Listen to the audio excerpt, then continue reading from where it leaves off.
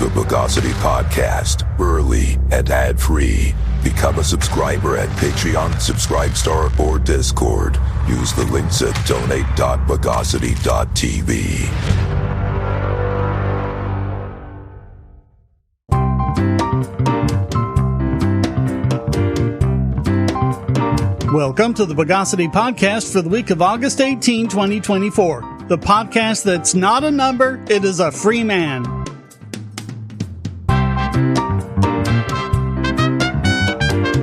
This is your host, Shane Killian. Let's begin with a quick update about the Dotcom case we've been covering since it began.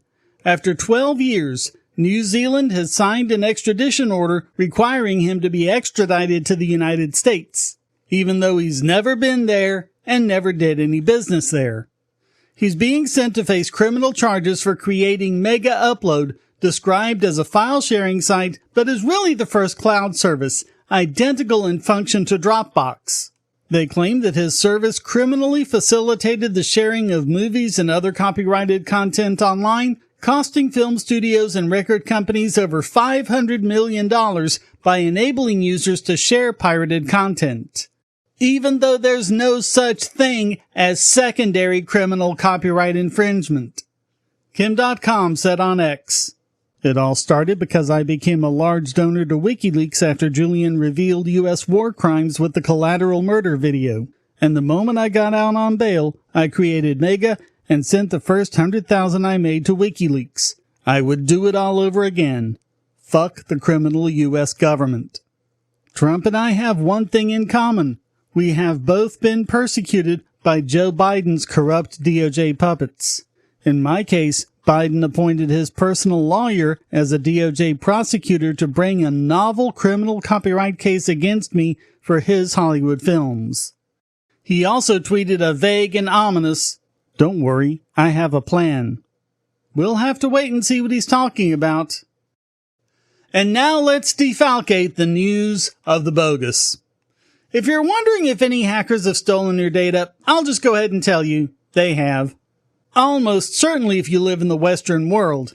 After a data breach where private individual information, including social security numbers, of 2.9 billion records was reported. Yes, 2.9 billion. As in billion with a B, as in over 1/3 of the world population. Basically, if you have a social security number, it was stolen. Jericho Pictures Inc., a background check company doing business as National Public Data, collected the records as part of their service. Like the Equifax breach, you had no say in whether or not this company got your information. Unlike the Equifax breach, you had no way of knowing or even demanding your information be removed. That information included social security numbers or the equivalent in other countries such as social insurance numbers in Canada, current and past mailing addresses spanning decades, information about relatives, even deceased ones, and so on. You know those questions you answer whenever you're filling out a form for a new financial account? Like, which of these addresses did you previously reside? That's the stuff they had. And none of it was stored encrypted. They still haven't provided notice or warning to affected individuals. They haven't responded to multiple press requests for comment. Christopher Hoffman noticed a problem when he got a notification from his Identity Theft Protection Service on July 24, letting him know his data was exposed in a breach and was now on the dark web.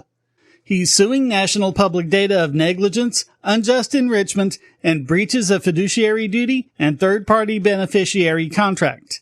He's also demanding a number of security enhancements, including database scanning, a threat management program, and a third-party assessor to conduct an evaluation of its cybersecurity frameworks annually for 10 years. Of course, that's closing the barn door after the cows have gone. This isn't like a password you can just change. The fact is, SSNs were never secure. They might have been fine when they were first introduced, but for decades we have understood not only the problem, but how to fix it, with plenty of time to have migrated the system over to a more secure one. But sorry folks, government just doesn't work that way. And this is with them continuing to try and herd people into their real ID database, making it a requirement if you want to fly on a plane or in some states, drive or even vote. We need to stop all of this, especially with more and more KYC requirements from governments all over the world. The problem was explained on X by Joel Valenzuela, business developer and marketer for the Dash cryptocurrency and who has been living solely on crypto since 2015. He wrote, "It's time to say enough is enough with KYC. Under the pretenses of stopping crime and money laundering, which still happens unabated, we now have the sensitive financial data of just about everyone just leaked out for actual criminals to use. The government essentially mandated a honeypot. Now criminals have everything they need to impersonate you financially. Time to switch to crypto with no KYC wherever possible, eventually nowhere at all. Decrease your exposure to KYC. Protect yourself. No one is coming to save you. No one has your best interests at heart."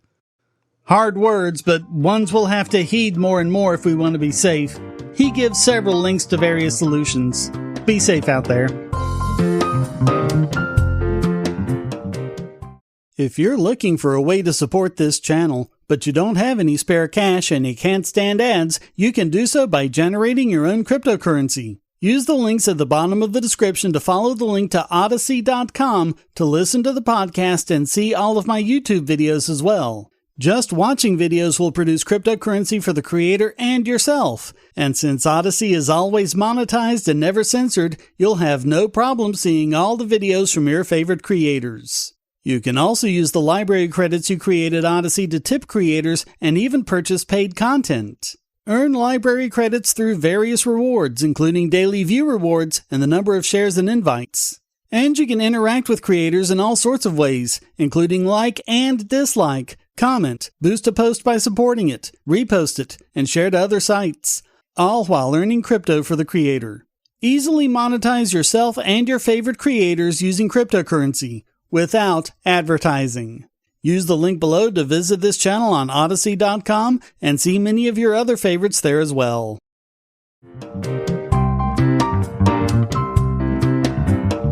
Elon Musk keeps being a pretty unconventional sort. Unusually for the owner of the social media site, he extended invitations to the major presidential candidates to sit down for a one-on-one interview.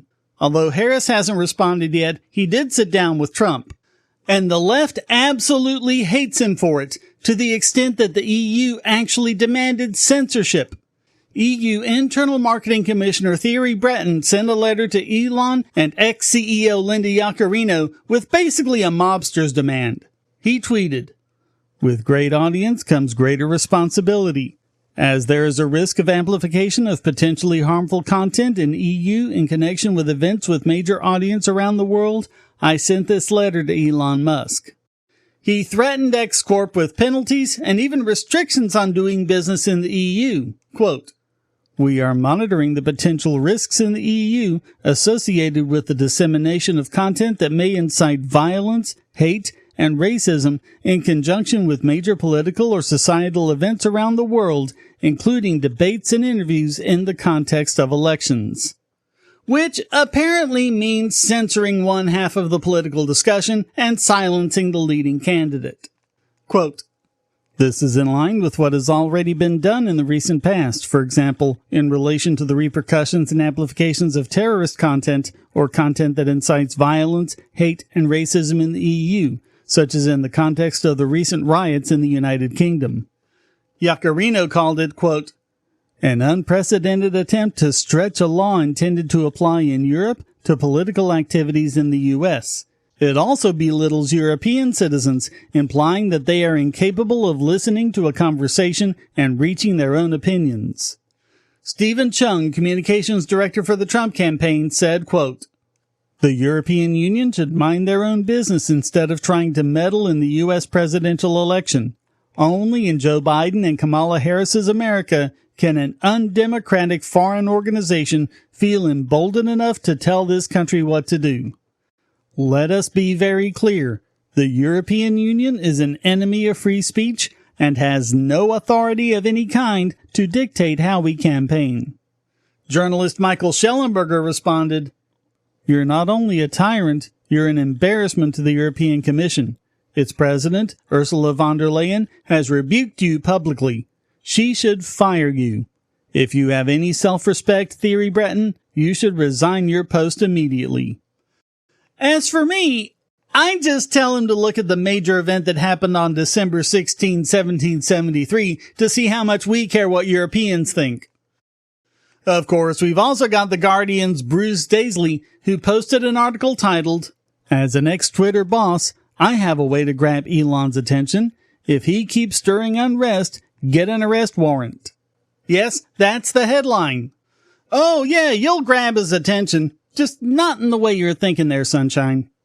Just check this out, quote, "Critically, there is a recognition that free expression carries with it a duty of responsibility." I think this explains everything about the pre-Musk Twitter that people like Bruce Daisley ran. Just listen to how mealy his mouth is, quote, "It's hard to convince people now who didn't use the product during happier days, but Twitter used to be joyously good fun to use. A laissez-faire approach to abuse sadly allowed much of the carefree humor to be scared off. As much as X-Twitter loves framing itself as the global town square, such common spaces only thrive when everyone knows antisocial behavior isn't going to be tolerated." He actually goes on to brag about the deplatforming of, for example, numerous men baselessly accused of rape. You remember, back when the standard of proof was, just believe her? Quote, "The question we are presented with is whether we're willing to allow a billionaire oligarch to camp off the UK coastline and take potshots at our society by having an interview with a U.S. presidential candidate. Unbelievable." Quote, "Were Musk to continue stirring up unrest, an arrest warrant for him might produce fireworks from his fingertips, but as an international jet setter, it would have the effect of focusing his mind." And you just may be surprised at how quickly he does that. Check this one out, quote, "Musk's actions should be a wake-up call for Starmer's government to quietly legislate to take back control of what we collectively agree is permissible on social media." Man, I have such a desire to dump some tea into a harbor. Sebastian Tinkinen, MEP for Finland, tweeted, "Commissioner Thierry Breton's letter to Elon Musk is disgraceful. Breton used the EU Commission as an institute to pursue his personal interests in a way that is unacceptable. Mr. Breton has the personal right not to support Trump, and he can even desire to diminish the freedom of speech. However, he cannot do those in the name of the whole EU. The commissioner's letter, with threats towards Elon Musk, was an attempt to affect the content of the interview between Musk and Trump. This is not how we work in open democracies, and certainly not in the EU. I want to highlight that with his letter, Commissioner Breton was not representing the EU as a whole. There are still plenty of us who appreciate freedom of speech more than what this shameful letter stands for." Here's hoping. I mean, the EU has gotten biggest Bogon emitter too many times to think this guy's in the majority, but we can hope. So the interview went ahead as planned, and not a peep from Breton or Daisley and their threats. That's the way. Stand up to bullies.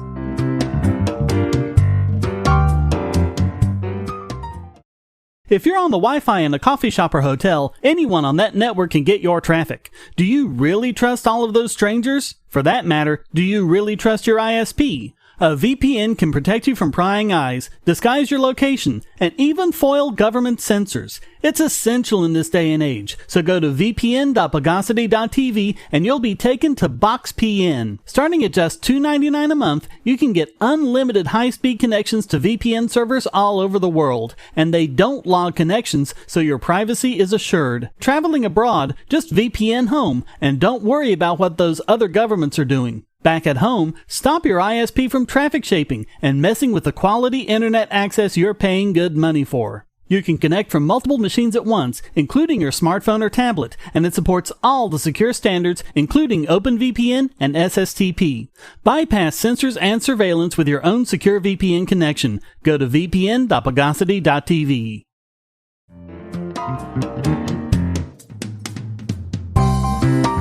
So, another DEF CON, another voting village where the country's best hackers keep finding ways that voting machines are absolutely insecure and shouldn't be trusted. And yes, they're being used in this year's elections, just like always. We've covered past voting villages before, and even lawsuits showing how basically every election has been compromised one way or another. All except the 2020 presidential election, which had absolutely nothing wrong with it, and don't you dare suggest it did! Hey, remember when we covered the guy who defeated a Dominion machine in open court in 10 seconds using nothing more than a ballpoint pen? And he gave him root access to the regional server? And no one ever seems to listen to security professionals when they keep saying how badly these things are secured. There's really no excuse for it. Years ago, we covered Election Guard, an open source election system that solves every single problem in a provably secure way that can be independently verified by literally whoever wants to. This is a solved problem. By the way, DEF CON isn't the only place where these things are hacked and defeated. Researchers find these vulns all the time. DEF CON is just where people can find out about it without being silenced the way they generally are. Sadly, this is the first year that Voting Village wasn't on the main floor because of threats following years of hatred flung at the events by people screeching that they're undermining democracy. No, it's having these machines in the first place that undermines democracy. So what should we make of the people who don't want these vulns found and reported? According to Voting Village co-founder Harry Hursty, the report of the findings from this year ran into multiple pages by Saturday afternoon. It's a lot, but it's also pretty much the same amount as in previous years. She said, quote, "If you don't think this kind of place is running 24/7 in China, Russia, you're kidding yourselves. We are here only for 2.5 days and we find stuff. It would be stupid to assume that the adversaries don't have absolute access to everything." And like usual, the voting machine makers don't seem to be really interested in fixing them. Quote, "There's so much basic stuff that should be happening and is not happening. So yes, I'm worried about things not being fixed, but they haven't been fixed for a long time, and I'm also angry about it." We have the usual crap responses about how the machines at Voting Village aren't official or certified machines, but that's because, unlike big tech companies like Microsoft, Apple, and Google, the voting machine companies like Dominion refuse to provide machines and election officials refuse to certify them, but they're still exactly the same as the ones being used. And also, we have the pathetic excuse of, just because a vuln is there doesn't necessarily mean it was exploited. But isn't that just because no one's looking? The last thing election officials want is for us to have proper security testing of their machines. Ask yourself what the one and only reason why would be.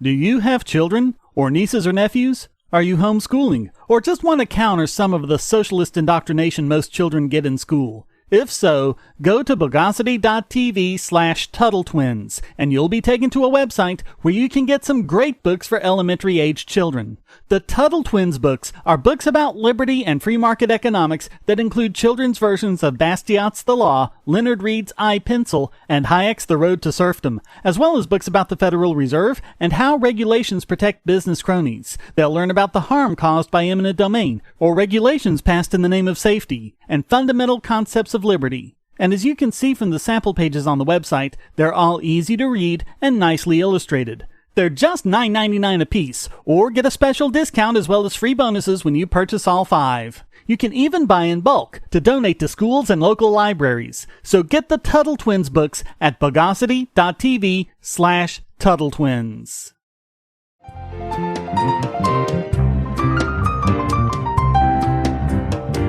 And now it's time to rotivate this week's biggest Bogon emitter. It seems like it never ends. Sometimes, like in the last few months, it seems like it's picking up steam. I'm talking about the psychotic pseudoscience involving blaming pain patients for opioid addiction. It's been fairly consistent in the literature as I've covered it. Pain patients who have never had a history of addiction before being prescribed opioids become addicted at a rate of about 0.6%. So why then do we see so many citations of larger numbers, including as much as 80% for opioid use disorder, OUD, also known as problematic pharmaceutical opioid use, or POU? A lot of it is, quite simply, how you define the terms. The U.S. government considers opioid abuse to be any use inconsistent with the label. So the label might say, take every 6 hours. As we've covered before, they don't actually last that long, so pain patients often take one after 3 or 4 hours. Even when it's done solely to relieve pain, it's considered abuse. Same with dependency or withdrawal. Different studies will tell you different things, but that's because they're using different definitions for the terms. So now we have a new meta-analysis from the University of Bristol. They looked at 148 studies involving 4.3 million patients in North America and the UK. That's 148 that they selected out of almost 5,300. Lead author Kyla Thomas, PhD, professor of public health medicine at the University of Bristol, said, quote, "Clinicians and policymakers need a more accurate estimate of the prevalence of problematic opioid use in pain patients so that they can gauge the true extent of the problem, change prescribing guidance if necessary, and develop and implement effective interventions to manage the problem. Knowing the size of the problem is a necessary step to managing it." Well, that last part is true anyway. The trouble is, the real problem is much smaller than what is generally accepted. They included studies that reported any sign of OUD, including abuse, tolerance, addiction, dependence, misuse, and aberrant behavior, whatever that is. It's Morton's fork again. If you take pills too often, you're abusing them. If you take too few, you're hoarding. In some studies, misuse even included patients who stopped taking painkillers completely because their pain went away. OUD was defined so broadly, it could encompass anything. So they published their findings in the journal Addiction that 9.3% of pain patients have OUD. In addition, 29.6% have signs and symptoms of dependence, and 22% have aberrant behavior. By the way, some of these studies had sample sizes as low as 15. The university said in a press release, quote, "Companies like OxyContin manufacturer Purdue Pharma have claimed that fewer than 1% of opioid prescriptions result in problems for patients. This new review makes it clear that such claims greatly understate the risk of opioid misuse and addiction." Yeah, they're the ones with the problem, whereas you're so honest and lily white. They even titled their press release, "Prescription painkiller misuse and addiction are widespread in chronic pain patients." Yeah, after you ignore all the evidence that says it isn't. I mean, if you cherry pick that badly and define things that broadly, and you still can't manage to get OUD over 10%, how bad is the problem really? Stephen Nadeau, professor of neurology at the University of Florida College of Medicine, said, quote, "This is just one more paper, one of zillions, that seizes upon some outcome measures that have poor or no basis in science and that are not in any way indicative of addiction. As is so common, it favors the ridiculous notion that OUD is everywhere." He said the really big problem was one of pseudo-addiction, quote, "A patient in desperate pain asks for an increase in dosage. Instead of the request being interpreted at face value, the patient is branded with the diagnosis of OUD and booted from the clinic."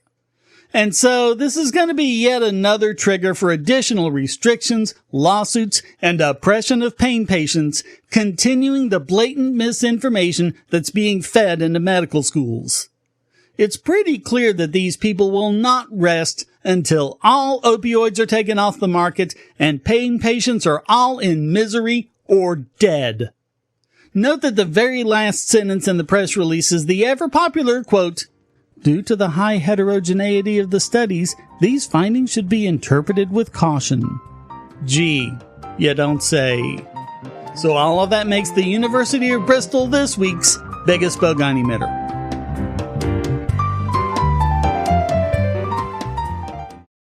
I want to tell you about the eyeglasses I've been wearing for years. As people can see on my videos, I have a very strong prescription, which makes glasses more expensive, especially when I need computer glasses, reading glasses, prescription sunglasses, and most expensively, progressive lenses for general everyday wear. To save money while still getting quality glasses, I get them from Camus. In fact, I just got a pair of progressives with high-index aspherical lenses and a nice pair of frames my wife loves for just over $100. It would have been $500 to get them through my eye doctor. Not only do they look good, the glasses are durable. I've worn many pairs for several years without problems. All orders come with a 30-day return policy, a 3-month warranty, and one-on-one customer service. Go to Firmoo, that's FIRMOO.Bogosity.tv anytime you need quality glasses at a low price. Once again, that's Firmoo.Bogosity.tv.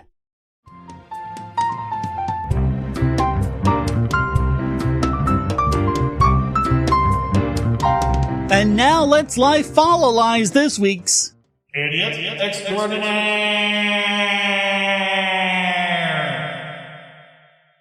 Well, with Joe Biden out of the race, he's not going to be president much longer, and that means he won't have a chance to rack up more of these, but it seems like he's going to give it a go. So you remember the crap in 2021, right? About how Trump didn't give Biden a peaceful transfer of power? Which, Trump packed up and left. He didn't board himself up in the White House or anything, and don't even start with the J6 nonsense that we've spent all these years debunking. Well, this time, I don't even know what the doddering old coot is thinking, unless he's just run out of talking points. We'll get to the main one, but there's a lot of the same old crap to this interview he did on the 11th with CBS. Basically, aside from the normal political hay he makes from the death of his son, it was all about how terrible Trump is. And by the way, unlike Musk, they didn't make the same offer to Trump. The same old long-debunked talking points like, the press went to the then President Trump and said, "What do you think?" He said, "They're very fine people on both sides." Things we thoroughly debunked like, he means it. All the stuff about if we lose, there'll be a bloodbath. Although I did get one piece of clarification, finally, about his idiotic talking point on economics that he inherited from Biden. One of the things I fought for as a senator a long time was to change the dynamic of how we grow the economy, not from the top down, but from the bottom up. The idea of trickle-down economics doesn't work in my view. So instead of what sensible people know these terms to mean, which is top-down being centrally managed and bottom-up being organically with a free market, he actually thinks top-down means trickle-down. Although I still haven't figured out what middle out is supposed to be. The critical issue for me still is not a joke, maintaining this democracy. So he still hasn't read the Constitution. Article 4, Section 4, people. Throughout this interview, Robert Costa pitched more softballs than the entire ISF. That's International Softball Federation. Okay, I had to look that up. You know I'm not a sports guy. And he still kept spewing the same old talking points.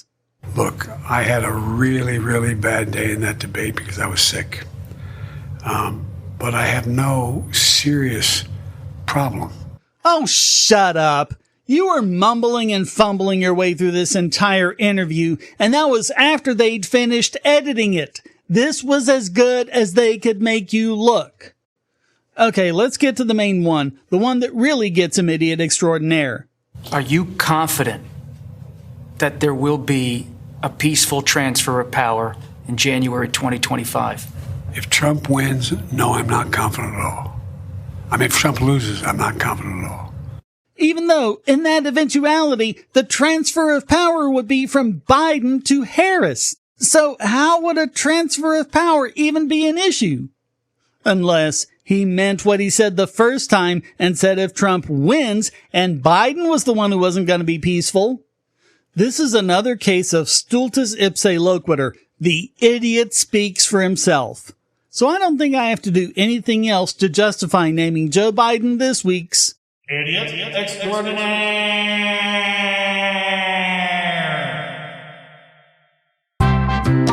Well, that wraps up this You Don't Need to Be Liked, You've Got All the Guns edition of the Bogosity podcast. I hope you enjoyed it. If you did, please go to donate.bogosity.tv for several ways to support and discord.bogosity.tv to join the discussion. Subscribe at the Discord or at Patreon or Subscribestar, and you can listen early and ad-free. Thank you for listening. Until next time, here's a quote from Albert Camus. The only way to deal with an unfree world is to become so absolutely free that your very existence is an act of rebellion. The Bogosity podcast is licensed under Creative Commons Attribution Non-Commercial No Derivatives 4.0 International License.